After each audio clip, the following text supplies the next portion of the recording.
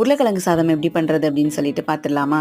அதுக்கு பாருங்கள், கடாயில் ஒரு 2 ஸ்பூன் வந்து எண்ணெய் சேர்த்துருக்கேங்க. எண்ணெய் சூடாகவும் 1/2 ஸ்பூன் சோம்பு, 1/2 ஸ்பூன் சீரகம், கொஞ்சமாக வந்து கடுகு சேர்த்துருக்கேன்.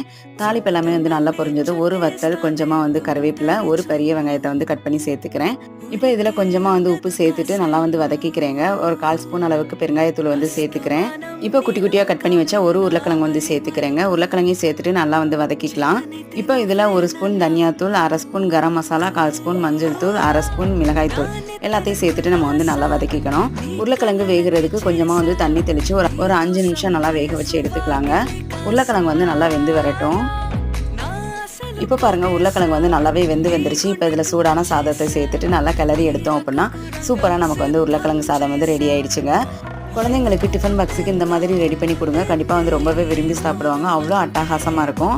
கண்டிப்பாக வந்து ட்ரை பண்ணி பாருங்கள். ட்ரை பண்ணி பார்த்துட்டு எப்படின்னு சொல்லி மறக்காமல் எனக்கு கீழே கமெண்ட் பண்ணுங்கள். தேங்க்யூ.